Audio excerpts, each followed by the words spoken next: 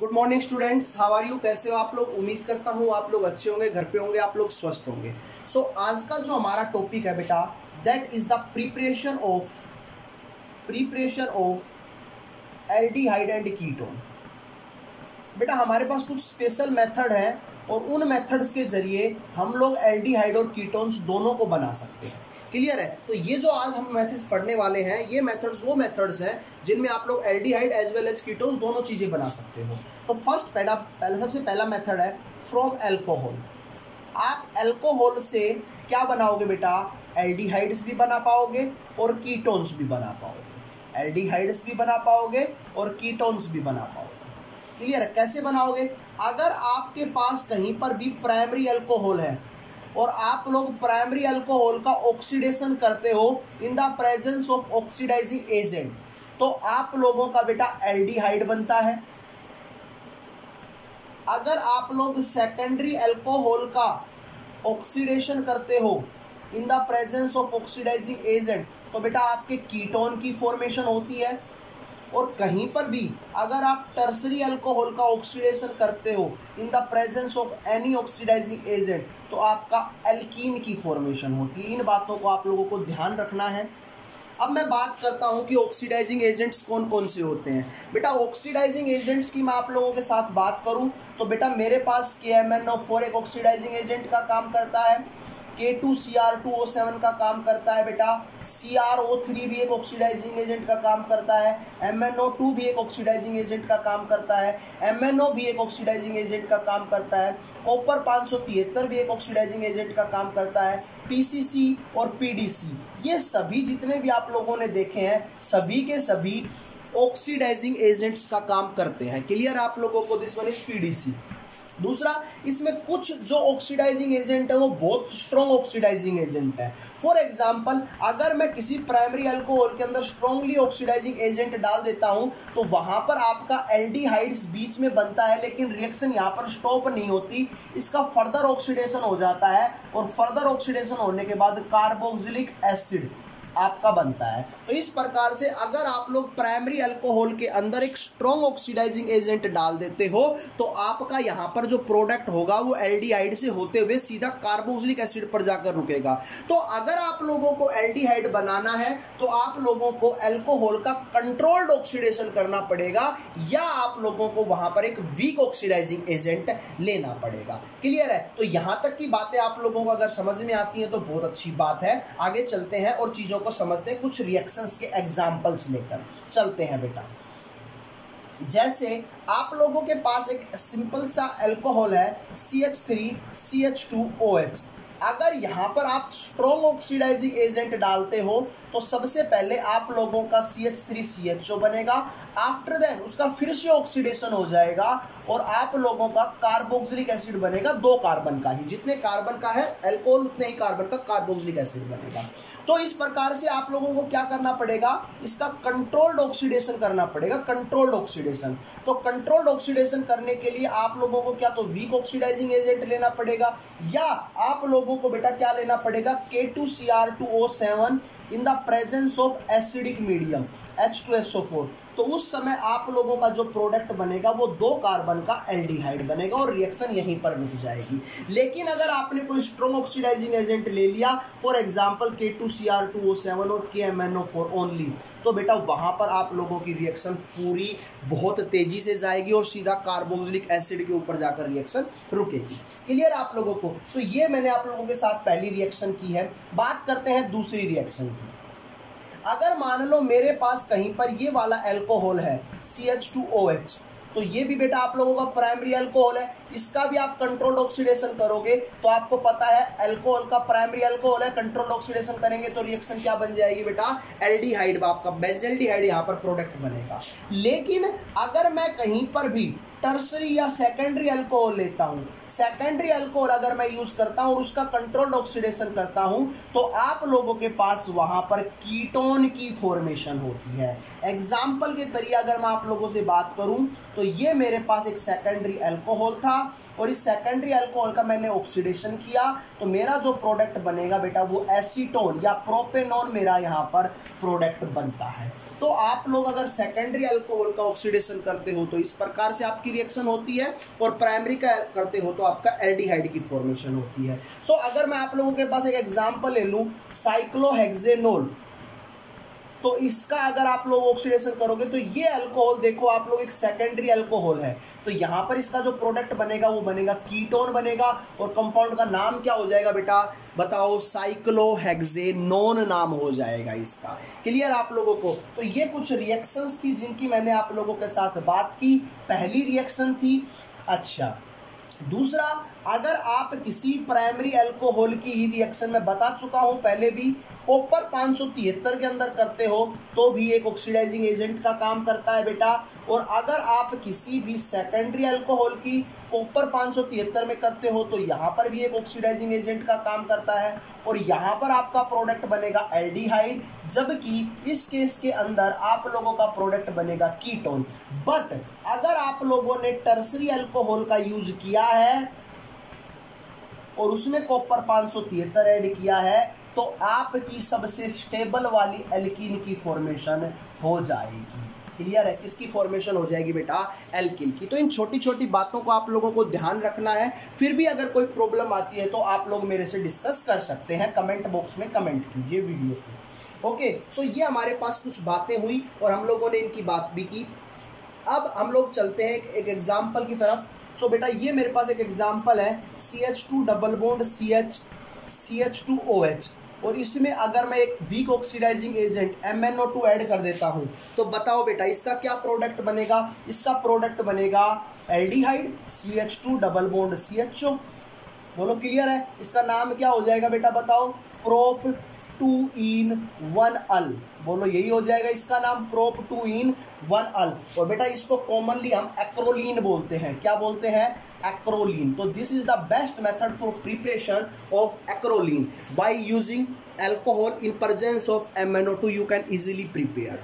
Okay, तो next reaction पर हम लोग चलते हैं बेटा अपनी, और नेक्स्ट रिएक्शन हमारी क्या है जरा देख लेते हैं उसको भी।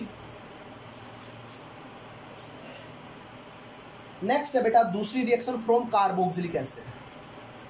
From carboxylic acid. अब कार्बोक्सिलिक एसिड से हम दो तरह की रिएक्शंस करेंगे। पहली, from the salt of calcium salt of carboxylic acid. बेटा कैल्शियम की दो वैलेंसी होती है तो उसका साल्ट बनेगा, तो उसमें दो एसीटेट ग्रुप जुड़ेंगे। एक ले लेता हूं CH3 COOCA, C double bond OCH3। यहां से कौन सी चीज एलिमिनेट हो जाएगी बेटा बताओ? बाहर जब इसको आप डिस्टिल्ड करोगे तो बेटा यहां से क्या हो जाएगा? कैल्शियम कार्बोनेट आयन बाहर निकल जाएगा और आपका जो प्रोडक्ट बनेगा दैट इज कीटोन। ओके, अगर आप लोग यहाँ पर HCO फॉर्मिक एसिड का एसीटेट का साल्ट लेते हो तो यहाँ से CaCO3 बाहर, और बेटा प्रोडक्ट क्या बनेगा? HCHO। अगर आप लोग एक जगह CH3 COOCA और दूसरी जगह ये लेते हो तो आपका प्रोडक्ट फिर से क्या बन जाएगा? CH3 CHO। तो इट डिपेंड्स कि आपको कौन सा एल्डिहाइड बनाना है, कौन सा कीटोन बनाना है, और उसके अकॉर्डिंग ही आप लोगों की रिएक्शन होती चली जाएगी। क्लियर आप लोगों को? सो उम्मीद करता हूँ आप लोगों को ये रिएक्शन समझ में आई होंगी। चलते हैं आगे की तरफ। बेटा दूसरी एक रिएक्शन और है जहाँ पर आप लोग कार्बोक्सिलिक एसिड्स का ही यूज करते हो। अगर आप किन्हीं भी दो कार्बोक्सिलिक एसिड्स को आपस में मिक्स करवाते हो, अगर आप किन्हीं भी दो कार्बोक्सिलिक एसिड्स को मिक्स करवाते हो, कब? In the presence of manganese oxide at 573 kelvin temperature. तो यहां से बेटा CO2 गैस और H2O गैस का एलिमिनेशन होता है और आपका जो प्रोडक्ट बनता है वो क्या बनता है बेटा? फॉर्मेल्डिहाइड। अगर आप इस प्रकार का कोई भी एक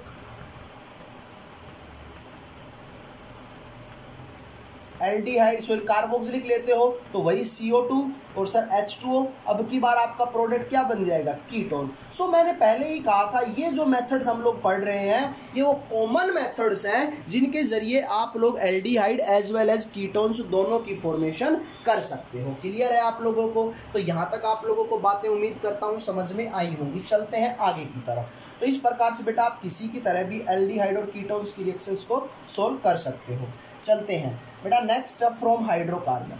तीसरा मेथड है फ्रॉम हाइड्रोकार्बन। और हाइड्रोकार्बन से आप लोग किस प्रकार से रिएक्शंस करते हो देख लीजिए बेटा। पहली रिएक्शन आप लोग एल्काइन से करो। किससे करोगे बेटा?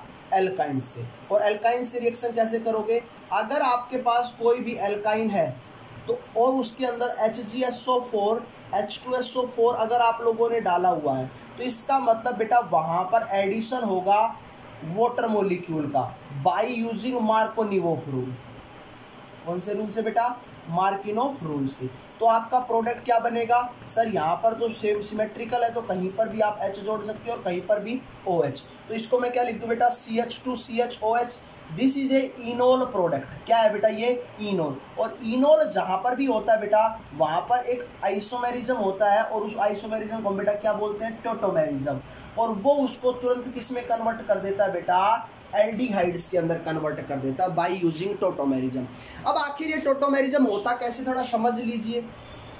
CH2 डबल बॉन्ड CH और OH है। सबसे पहले इलेक्ट्रॉन्स माइग्रेट करेंगे तो माइग्रेट करेंगे तो यहाँ पर पॉजिटिव चार्ज आएगा तो ये लोन पेयर इसको देंगे। बोलो तो क्या बना? CH2 पर negative charge, single bond CH, double bond OH और इसके ऊपर क्या चार्ज बेटा? Positive.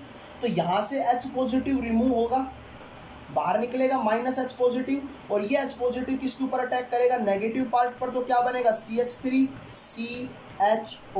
This is the mechanism of tautomerism. जिस प्रकार से ये इनोल से टोटोमेरिज्म आपका कन्वर्ट हो रहा है तो हम लोग कह सकते हैं कि ये इस प्रकार से आपकी रिएक्शन होगी। तो एल्काइंस के अंदर अगर आप लोग क्या करते हो? HgSO4 H2SO4 ऐड करते हो तो आप लोगों की इस प्रकार से रिएक्शन होगी। रिएक्शन दूसरी क्या है देख लीजिए। मैं ये वाली एल्कीन ले लेता हूँ, एल्काइन ले लेता हूँ।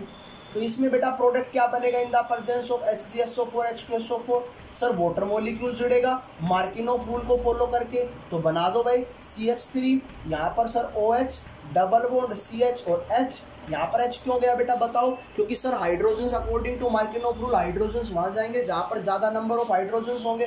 तो ये रिएक्शन हो गई। तो बेटा ये आपका क्या बन गया? इनोल। और इनोल आपको पता है क्या करेगा? टोटोमेरिज्म करेगा। टोटोमेरिज्म करेगा तो रिएक्शन कैसे बनेगी बेटा बताओ? CH3 C डबल बॉन्ड हो CH3, यही रिएक्शन होगी बेटा, यही प्रोडक्ट बनेगा आपका। कैसे हुआ जरा ध्यान से देख लीजिए। सर ये इलेक्ट्रॉन्स इधर गए होंगे, किधर गए होंगे बेटा बताओ? इधर गए होंगे। तो क्या बना होगा? CH3 ऑक्सीजन ने अपने लोन पे इसको ट्रांसफर किए होंगे CH3C।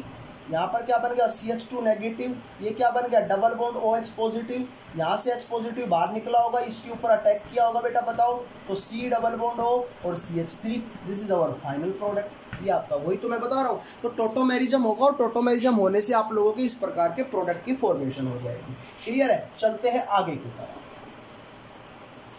बेटा। नेक्स्ट रिएक्शन आप लोगों की है दैट इज फ्रॉम एल्काइन। अच्छा इसकी दूसरा एक क्वेश्चन हो रहा है। अगर आप लोगों के पास एल्काइन ही है लेकिन अब की बार HgSO4 H2SO4 नहीं डाला, आप लोगों ने क्या डाल दिया? B2H6 followed by H2O2 in presence of tetrahydrofuran. बेटा it is an example of hydroboration oxidation reaction. So आपको पता है यहाँ पर भी सर H पॉजिटिव और OH नेगेटिव ही जुड़ता है, लेकिन इस रिएक्शन के अंदर एंटी मार्किनोफ रूल फॉलो होता है। तो अगर एंटी मार्किनोफ रूल फॉलो होगा तो CH3 C double bond C CH3। Sir यहाँ पर तो बात बराबर है, कहीं पर भी जोड़ दो H और OH। बोलो तो इसको मैं क्या लिख दूँ? CHOH।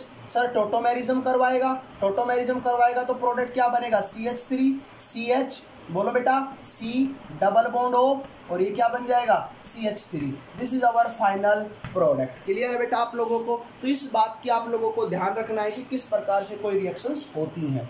चलते हैं आगे की तरफ बेटा। नेक्स्ट रिएक्शन है फ्रॉम एल्कीन। कहां से बेटा?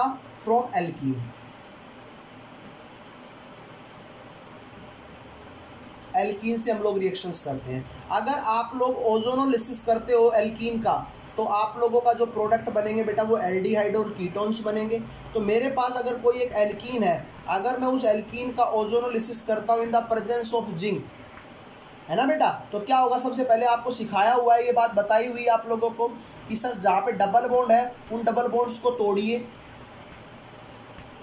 ऑक्सीजन्स का यूज कीजिए, ये वाली क्लीवेज की और आपके प्रोडक्ट क्या बन जाएंगे बेटा? एल्डिहाइड्स के 2 मॉलिक्यूल बन जाएंगे। क्लियर है आप लोगों को। लेकिन अगर मैं इस रिएक्शन को इस प्रकार से करता हूँ CH double bond CH CH3, तो आप लोगों का प्रोडक्ट क्या बनेगा बताओ। डबल बॉन्ड हटाओ, ऑक्सीजन ऑक्सीजन ऑक्सीजन, ये वाला क्लीवेज करो तो CH3 CHO CH3 CHO, 2 molecule किसके बन जाएंगे बेटा, CH3 CHO के बन जाएंगे। अगर मैं इस रिएक्शन को ऐसे करता हूँ CH3 CH3 double bond CH2 CH3, तो सर डबल बॉन्ड तोड़ो, एक ऑक्सीजन ऊपर 2 ऑक्सीजन नीचे, ये वाला क्लीवेज सर ये तो क्या बन जाएगा, कीटोन बन जाएगा। CH3 C डबल बॉन्ड और CH3 प्लस CH3 CHO, बोलो यही तो रिएक्शंस होंगी आप लोगों की। क्लियर आप लोगों को। तो इस प्रकार से आप लोगों को ध्यान रखना है कि ओजोनोलिसिस भी आप लोगों का हेल्प करता है in the formation of alkenes. Clear है, in the formation of aldehyde and ketones. चलो बेटा नेक्स्ट एक लास्ट रिएक्शन और है from gem dihalides, from gem dihalides. बेटा जैम डाइहैलाइड्स का मतलब सर एक ही कार्बन से अगर 2 आपके पास हैलोजन जुड़े हुए हैं तो उनको जैम डाइहैलाइड कहते हैं। और इनकी रिएक्शन अगर मैं एक्सेस NaOH में कर देता हूं तो ये प्रोडक्ट क्या करते हैं, NaCl के 2 मॉलिक्यूल बाहर निकल जाते हैं और आप लोगों का OH इसके साथ सब्स्टिट्यूट हो जाता है। और after then removal of water molecule आप लोगों का जो प्रोडक्ट बनता है दैट इज एल्डिहाइड। आप लोग इस रिएक्शन को इस प्रकार से भी कर सकते हो, CH3 presence of NaOH excess ज़्यादा अमाउंट में लिया है तो वही सर 2 मॉलिक्यूल NaCl के बाहर निकल जाएंगे और प्रोडक्ट क्या बन जाएगा, CH3 OH OH water molecule बाहर निकल जाएगा और प्रोडक्ट क्या बनेगा बेटा आपका, कीटोन की फॉर्मेशन हो जाएगी। तो ये बेटा कुछ कॉमन मेथड्स थे जिनके जरिए आप लोगों ने एल्डिहाइड और कीटोन्स को बनाना सीखा है। क्लियर आप लोगों को। सो उम्मीद है आप लोगों को ये रिएक्शन समझ में आई होंगी। फिर भी अगर किसी बच्चे को कोई चीज़ समझ में नहीं आई